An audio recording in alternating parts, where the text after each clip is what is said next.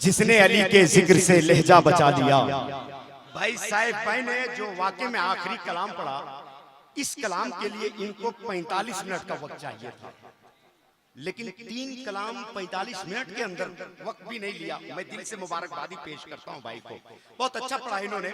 जब इनका आखिरी शेर था तो शहादत भाई मुझको बैठे बैठे याद आ रहा था कि जिसने अली के जिक्र से लहजा बचा लिया, सूरज ने उससे अपना उजाला बचा लिया, और मैंने लिखा था अपनी हिफाजत के वास्ते, नामे अली ने पूरा इलाका बचा लिया।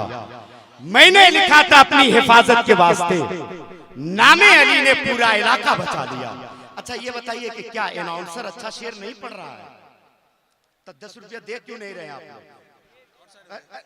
अच्छा नहीं नहीं, इसकी जरूरत, मैंने अजराह तफरी कह दिया, वरना मुझको मालूम है कि अरे शहादत में या नहीं, ना देने वालों के 1000 बहाने हैं।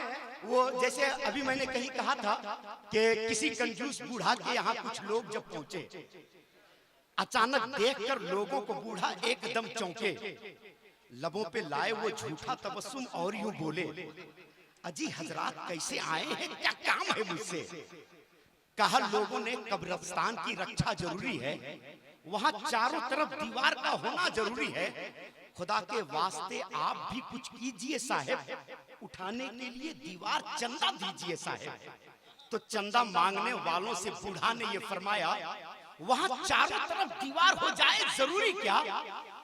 जो अंदर है किसी सूरत से बाहर आ नहीं सकते, जो बाहर है वो जीते जी तो अंदर जा नहीं सकते। समझ रहे? तो ये हालात पैदा होते हैं कभी, चूंकि ये मदरसा है, मुझको मालूम है कि मदरसा वाले चंदा करने दरवाजे दरवाजे तक पहुंचते हैं। मैं भी किसी मदरसे का खादिम हूं, लेकिन जिनको नहीं देना होता है वो ऐसे ही बहाना बनाते हैं, जैसे मैंने अभी बनाया। समझ रहे?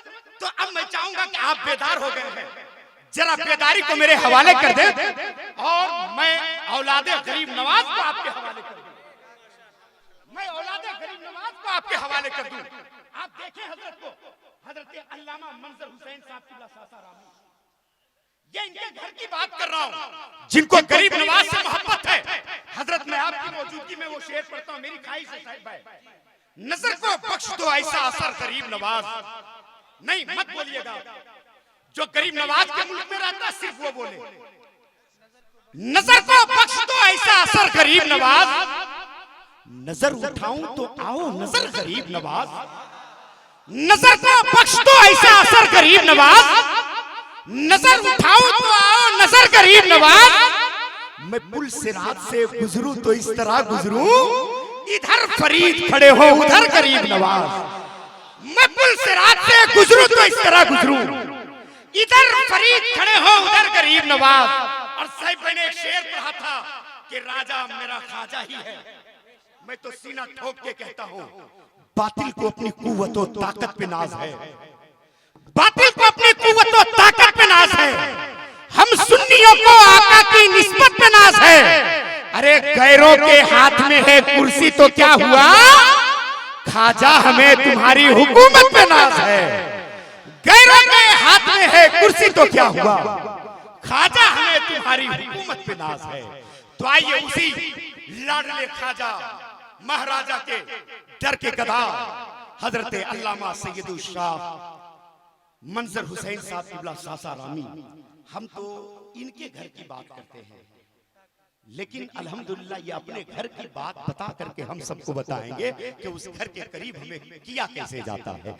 तो आइए एक बुजुर्ग हस्ती का इस्तकबाल कर लें, दोनों हाथों को दयानतदारी के साथ उठा लें, नारा लगा लें, नारे तकबीर। अभी जो लोग खड़े हैं उन लोगों ने हाथों को नहीं उठाया है, या अल्लाह जिन लोगों ने दोनों हाथों को उठाया है उसे 1 साल के अंदर मदीना शरीफ बुला ले, और जिसने एक हाथ को उठाया उसको 2 साल के अंदर मदीना शरीफ बुला, और जिन लोगों ने नहीं उठाया है उनके लिए सैयद साहब किबला से मशवरा करके दुआ कर देंगे। अब फैसला आपको करना है। नारे तकबीर। अब देखिए सब उठाया, सही बात है, सब मदीने शरीफ जाना चाहते हैं। या अल्लाह मरने से पहले अपने रोजे महबूब की हाजिरी नसीब अता फरमा। अब इस्तेकबाल कर ले यहां से लेकर यहां तक।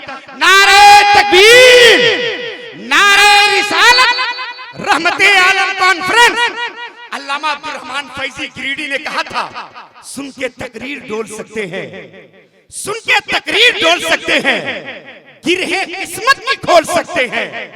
इश्क ऐसी जबान है प्यारे, जिसको गूंगे भी बोल सकते हैं।